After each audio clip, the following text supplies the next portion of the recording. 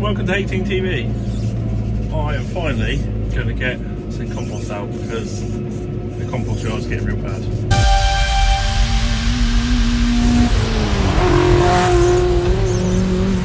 And as you can see, it is a lot fuller in here than it's been in a very long time, and it goes all the way down there. So it's pretty full. That is more slurry type stuff, which will obviously get mixed in with the chip and the bark and all that sort of stuff back there. Okay, to this point I haven't taken any footage. Why? Phone died. Just come back on, recharged. In that time I have made quite a substantial dent. Field out here is spread. Field up there is spread beside the orchards. And I'm putting it on thicker, but it is pretty wet, like really wet. We'll go have a look. So that's just getting out in the field.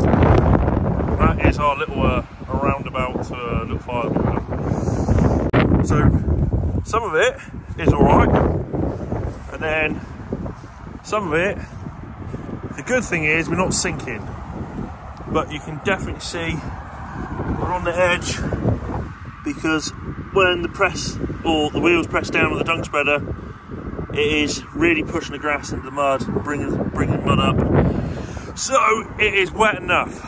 But the good thing is we've got so much compost and manure in at the moment, I'm putting them thicker. So fingers crossed, there's gonna be loads of grass. Loads of grass. Now, the tricky bit is, I'm now in this field over here, which is wet, and it's got a contour to it, we call it that. It is a bit of a slope, and that slope is always a bit wet. So, it's a case of basically, fingers crossed, each time I go in the field, to make sure I don't absolutely tear it up. But, first run was good, but the second run is a slightly steeper bit, and onto the wet bit. So this could go anywhere. Yeah, this was starting to get really desperate. Like, we were starting to run out of room for actually anyone to get out of the tip or anything. So, and all it's been doing is raining and raining. Every now and again you get a dry day, and then it's followed by a rainy day. We've had 3 on-offy days with little showers, nothing too drastic, and we've had a lot of wind. So it seems to, I'm not like, the ground is not by a long shot dry, but it's allowing me to get on it. It's about as straight up as I can be with it, really. But we've really needed to get stuff shifted, because it is starting to get stupid. Something I'm doing right now is I've just gone up the slope, and I've just dropped my engine speed so I don't make too much of a mess and dig in, which I haven't, which is good. And then I could get it spreading. Boom. And have it flying out the back by moving you guys around like that. Just be able to see it in the back corner of my window. Oh. Driving my elbow and holding you on. Anyway, this time I'm not going to get any field footage, but at some point we're going to get the drone out. Just not today. It's a bit too windy for it.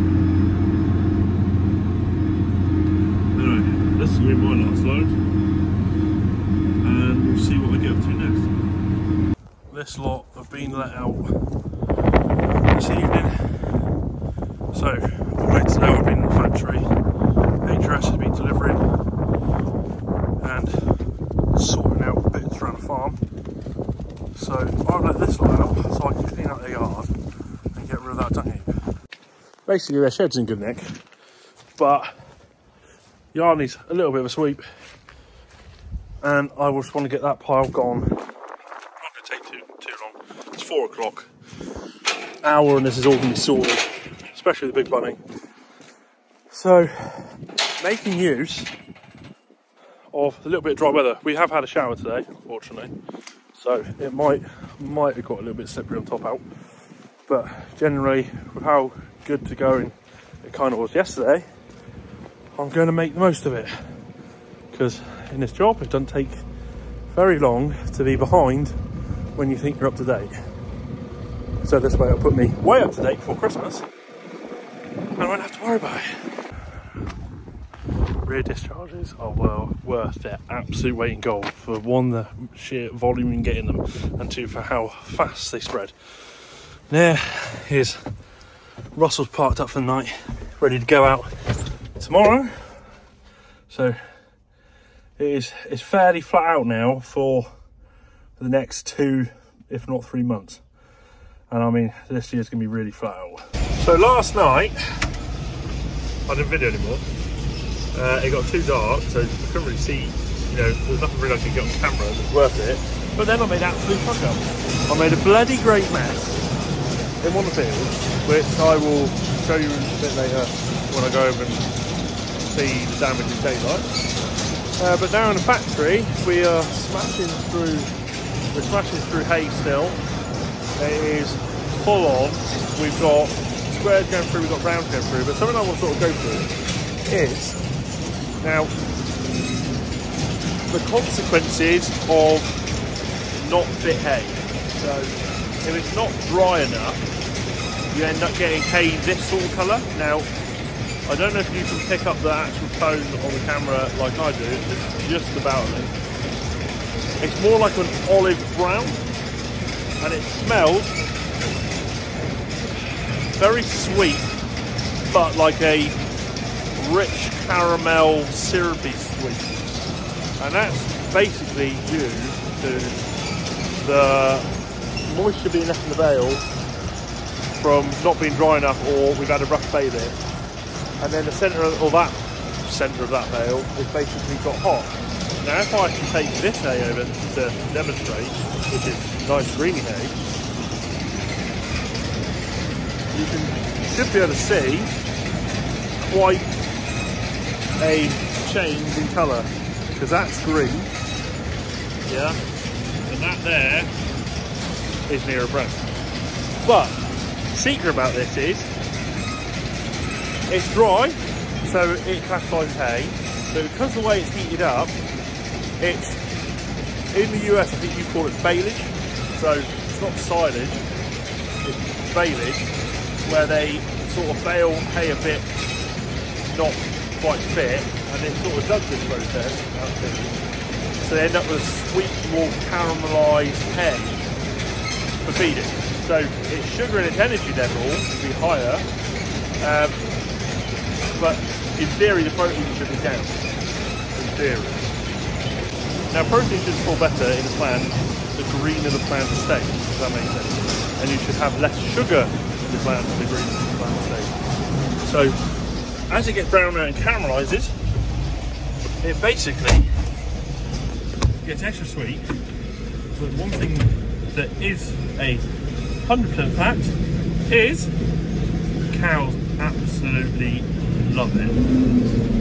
It's like basically it's their version of having a bloody toffee. So I'll take the little caramel bale down and put it in their hay rack.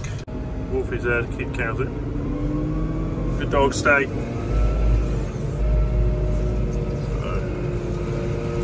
Quite handy having a dog trained up again. It means I can do lots and lots of jobs by myself.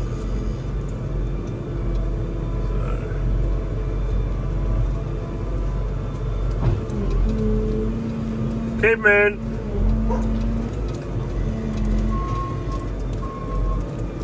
As you heard him well. Keep him in. Keep him in. Good dog.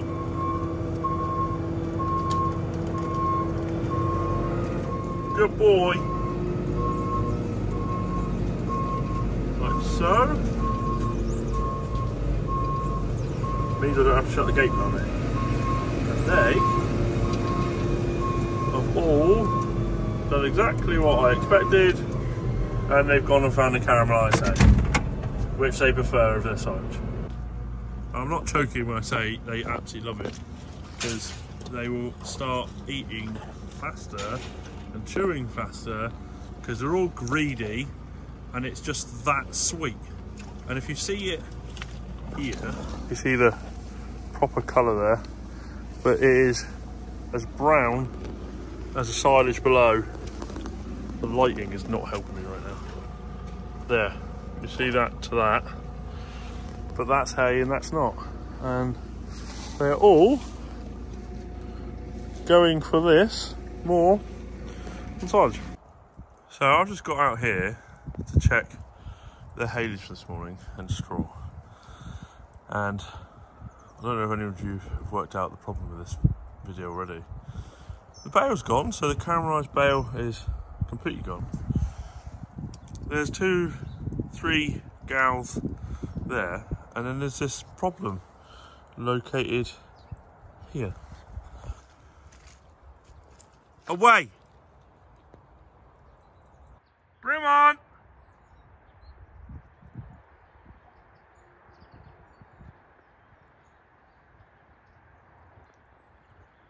I don't know if you can see him, Butler, but he's busy.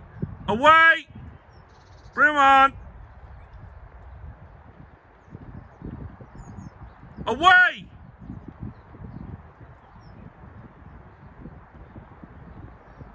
Bring 'em on!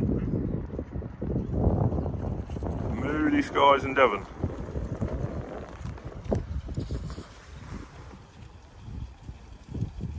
Naughty gals. Thing is, we had so much rain last night. It looks like they've only been walking out here through part of the night, but it is cut up to hell. Steady, steady, and finally we're back where we should be. So, obviously, that's how cut it up. It is out there now. They weren't supposed to be out there.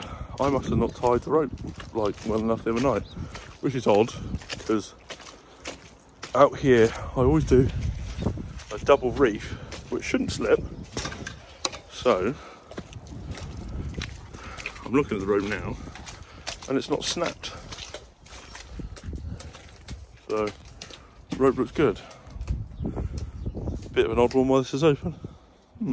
So this was my last load that I did the other day, and this is where it started now. So I got this one ball now. If you use this way, what it's going does, and it dug in a bit. Now when I got over here, I made an absolute awesome. So come around this corner, this was fine. This one got cut up fine. I had to fix my problem. Got up there, got in against the hedge. Nothing worked for me, so I back out of it, nudged myself around, and I went to drop my load by snaking it to this field, which I didn't actually want to but it's awesome. Snaked my way around it, lose my weight, and then flat out, see where she started digging in when I was spinning it up through here, I went flat out. So that is the worst, probably one of the worst balls ups on a spreading of this year, and hopefully the last one. I don't know if it's over all time because I have had some monumental ones, but it goes to show that one side of the farm was actually drier than the other side, and this feels like, not over it now. I know quads are built for going over wet ground, but it's amazing how it does differ from one side to the other, like ground changes wherever you are. But I did not expect that bottom corner to be quite as wet as it was.